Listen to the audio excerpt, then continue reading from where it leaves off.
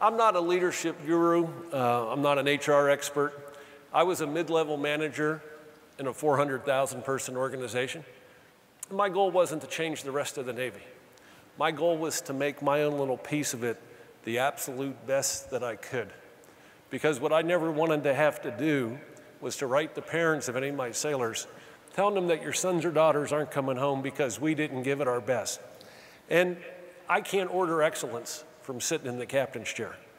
Yet I had to create a sense of urgency that got across to the crew, we're not playing to come in number 2. We're playing to win. And it's about putting ourselves in a position to control our own destiny. And the only way we're going to get there is if all 310 of us step up to the plate, start working together better as a team, start challenging every aspect of our operation. I got the whole crew together after I took command, all 310 of them. And when you think of the military, you think, top-down command and control. People execute orders and they do only what they're told to do. I wanted to flip it upside down. I got the whole crew together and I said, I don't care what your age is. I don't care what your rank is. I don't care how long you've been in this organization. It's okay to come to work every day and challenge every aspect of our operation. If you have an idea as to how we can improve a process on this ship or how we can execute better on something, I don't want you to fear raising your hand and telling your chain of command about it. I'm going to honor the people that are constantly challenging everything, because that's the only way we're going to get better.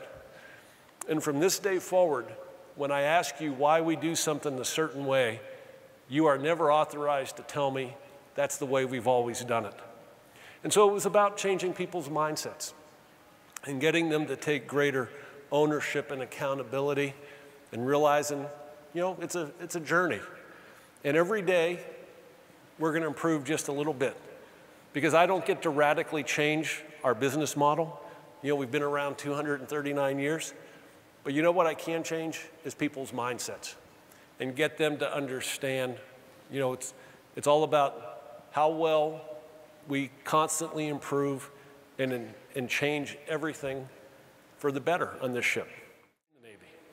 I found out that over 50% of my crew joined because they wanted to go to college, but their families were too poor to send them. So they joined for the GI Bill for the tuition assistance. Same reason why I went to the Naval Academy. My family was too poor to send me to college. And when I realized how many wanted to go to college, we did something that hadn't been done before. We offered the SAT exam on board.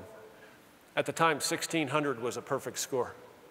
When the results came back, one of my entry-level seamen, she was 19 years old. She had been doing chipping and painting with the deck force, some of the most menial work on the ship. She scored a 1490 out of 1,600 on her SAT. And I know that may not impress many of you, but I took that thing twice when I was in high school.